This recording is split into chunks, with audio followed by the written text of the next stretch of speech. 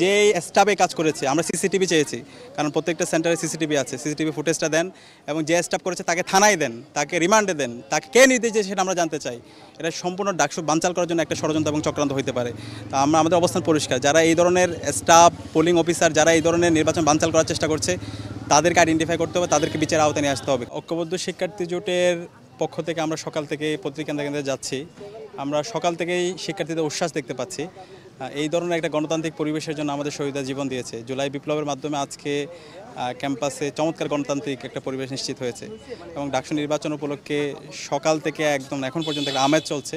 এর মধ্যে অনেকগুলো ঘটনা হয়েছে, আমরা সেগুলো অভিযোগ বিশ্ববিদ্যালয় প্রশাসনকে জানিয়েছি। আপনারা জানেন আমরা যে কেন্দ্রে দাঁড়িয়ে আছি এর পাশে ইউল্যাব, সেখানে 10:30 পর্যন্ত কোনো ধরনের এজেন্টদেরকে ঢুকতে দেওয়া হয়নি, পাশাপাশি কোনো অবজারভারও ঢুকতে পারেনি। 10:30টার পরে তাদেরকে অ্যালাউ করা হয়েছে।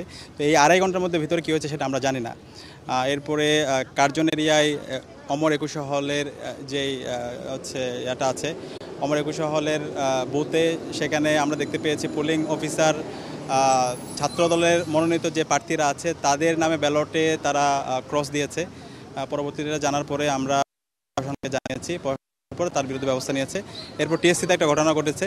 তো আমরা সাথে সাথে বলেছি বিশ্ববিদ্যালয় প্রশাসনকে এরকম যারা নির্বাচন বানচাল করার চেষ্টা করছে অথবা একটা উত্তপ্ত পরিবেশ তৈরি করার চেষ্টা করছে তাদেরকে আইডেন্টিফাই করতে হবে, তাদেরকে বিচারের আওতায় নিয়ে আসতে হবে এবং যে স্টাফরা এই কাজগুলো করেছে অবশ্য কেউ তো তাদেরকে নির্দেশ দিয়েছে, সুতরাং তাদেরকে আইডেন্টিফাই করে থানায় দিতে হবে, তাদেরকে বিচারের আওতায় নিয়ে আসতে হবে। তো বিশ্ববিদ্যালয় প্রশাসন শুনেছেন, আমরা অভিযোগ দিয়েছি এবং একই সাথে আমরা এই ঢাকা বিশ্ববিদ্যালয় ক্লাবে এসেছি। এখানে 2টা হলের সেন্টার, আমরা একটু ভিতরে যাব। তো আমরা তো জানি না, আমরা তো জানি প্রত্যেকটা যতগুলো সেন্টার আছে প্রত্যেকটা সেন্টারে 3 জন করে সাংবাদিককে প্রবেশ করে দেওয়ার কথা। তো এটা আমরা একটু দেখব এবং আমরা আশা করব বাকি যে সময়টা আছে সেই সময়ে যত ছাত্র সংগঠন আছে, আমরা যারা প্রার্থীরা আছে, আমরা সবাই দায়িত্বশীল যেন আচরণ করি। কোনো অস্থিতিশীল পরিবেশ তৈরি করা অথবা ডাকসুকে বানচাল করা অথবা কোনো ধরনের ইঞ্জিনিয়ারিং করা, তার কোনোটাই যদি হয়, জুলাইয়ে শিক্ষার্থীরা, ঢাকা বিশ্ববিদ্যালয়ের শিক্ষার্থীরা যেভাবে তাদের প্রতিরোধ গড়ে তুলেছিল কীভাবে তারা আমরা চাই না।